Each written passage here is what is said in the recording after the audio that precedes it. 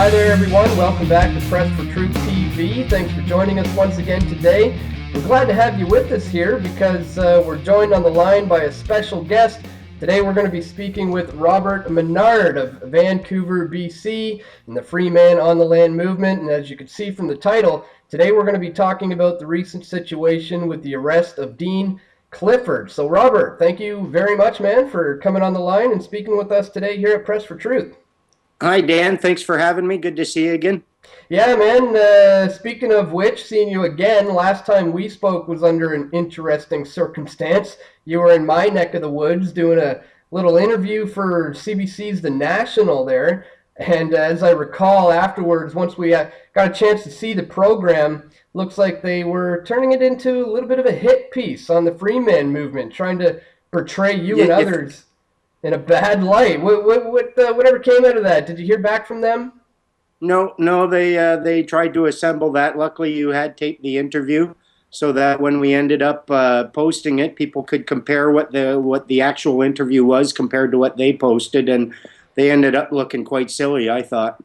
I'd have to agree. If anybody wants to check that out, we'll have links in the description to the CBC interview. And then, as Rob said, I was there documenting that interview to make sure they weren't going to spin it. We knew they were going to try to spin it and portray the movement in a bad light. So glad I was able to be there to help out with that. But anyways, for today, obviously, we've got a serious situation going on with Dean Clifford. What do you know is some of the latest information going on with that? Or take us back to the beginning, I guess. How did this all start? Well, I guess a bit of backstory. It's important to remember that Dean has a legal action that he's initiated against members of the RCMP here in British Columbia. And because of this, I believe he thinks he's being targeted by them and that they would look for some sort of reason to arrest him. Apparently, he was going down a snow-covered lane, and his pickup truck, as you know, they can be quite light in the back, and they're not the best on icy roads. And he ended up spinning out and ended up he corrected it as best he could, but he ended up facing the wrong direction. So he backed up, and once he got to the parking lot, he did a 180 under control.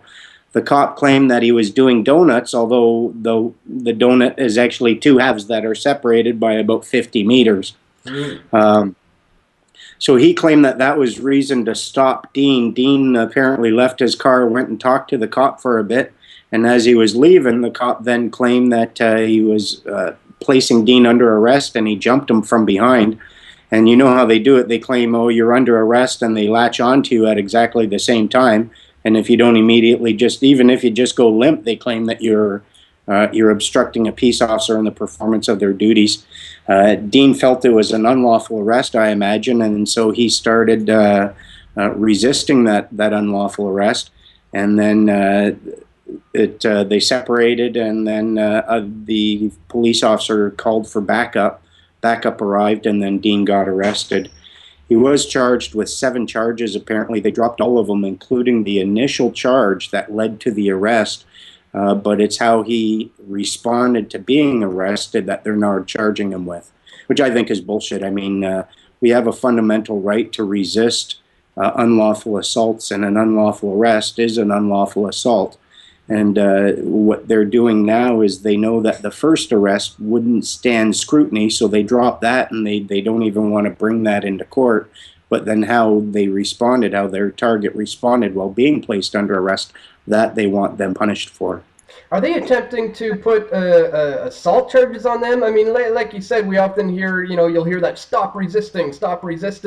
And the moment you do anything, they can claim that you've assaulted a police officer. Did they try to play that card? I believe they're going with the assault charges. However, if the assault charges stem from resisting an unlawful arrest, then you have justification that they're calling an assault. So without the original charges brought into court, it's going to be upon Dean to bring forth information as to why he was, responding aggressively to the aggression and who initiated the aggression and whether or not that aggression was lawful and justified. And if it wasn't, then Dean's well within his rights to do what he did. But what they like doing now, once they've got you in their little meat grinder, even if you come out the other side innocent, they try to grind you up as much as possible while you're in there, just to teach you a little lesson about contempt of cop, which is essentially what he's charged with. Now, do you know where he actually is right now? I heard he's been transferred to maximum security. I believe he's in Winnipeg at the, I forget the name of it, but there's a prison just outside of Winnipeg, and it's maximum security. Mm-hmm. Well, considering the all-out demonization of the movement as a whole, it certainly is not a stretch of the imagination to think that somebody like Dean Clifford would be targeted. Do you think it's likely that they're trying to set an example or silence somebody such as Dean?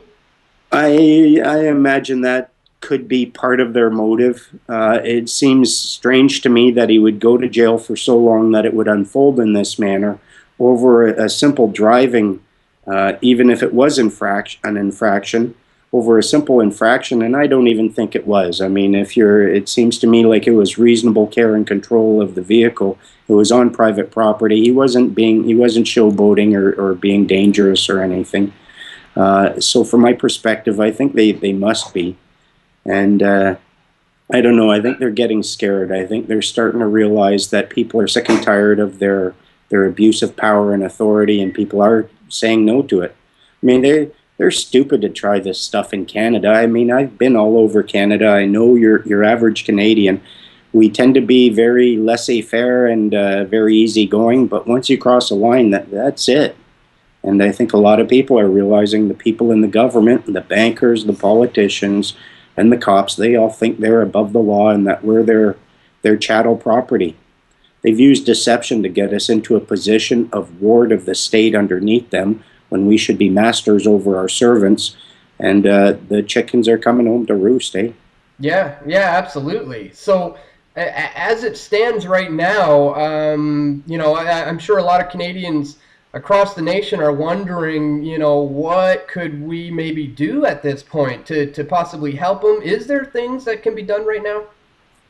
Not really. I mean, once he says no to bail, I mean, they tried to let him out as quickly as possible within the parameters of their rules. They're not going to change the rules for this.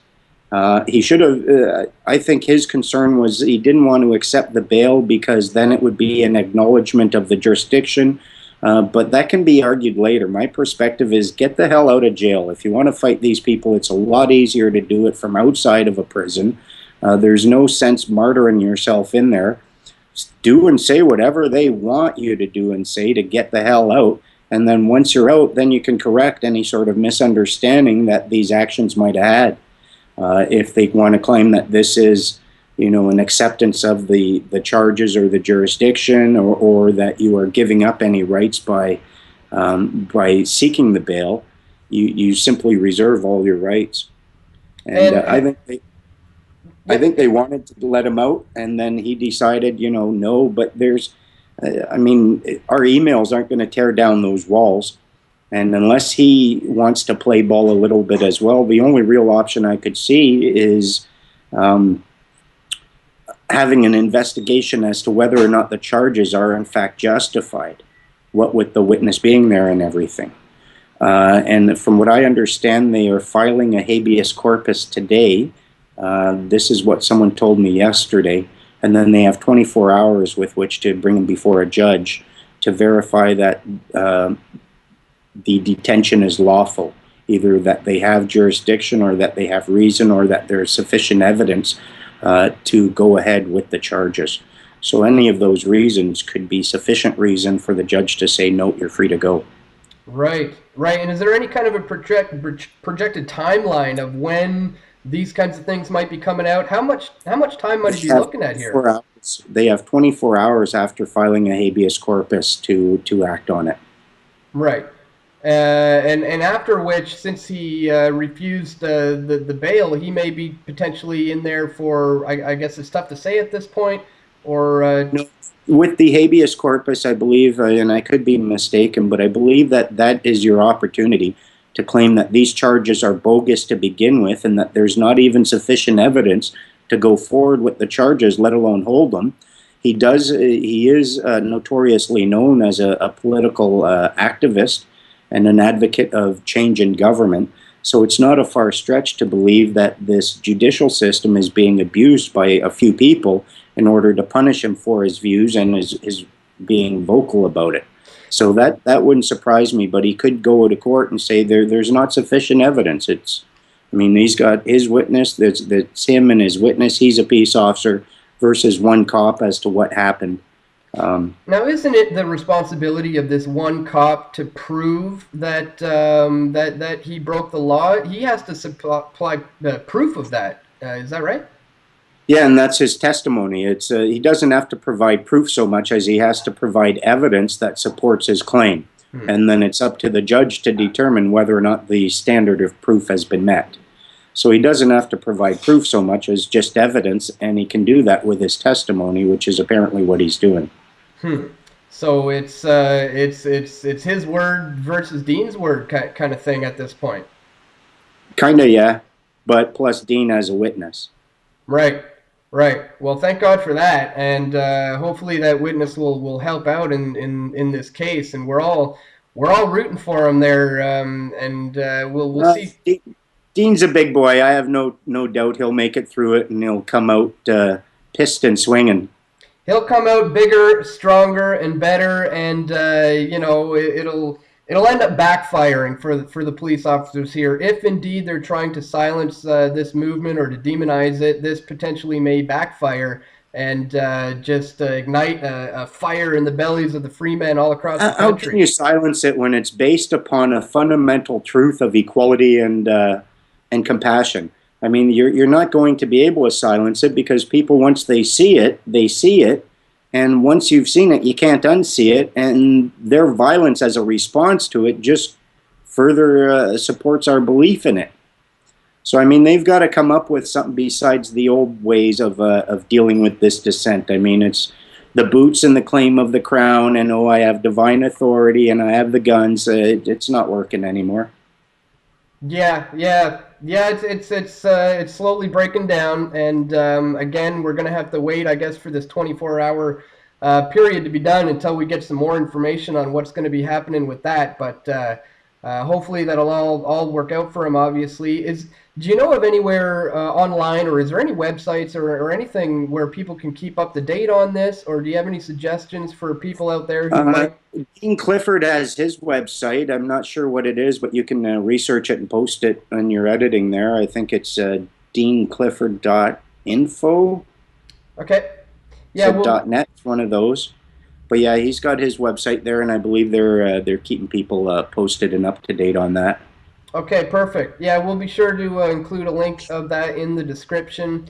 And again, yeah, thanks for giving us the lowdown there. A lot of people were wondering kind of what was going on with that, so I appreciate you kind of straightening things out for everybody here. And yeah, man, and I'll be in Vancouver soon. I'll be coming next week, so perhaps we'll have to hook up when I'm in town. I'll be there on the 20th, 21st, 22nd, so we'll be talking very soon. Coolio, man. Nice chatting. Man. Yep, take care. See you later.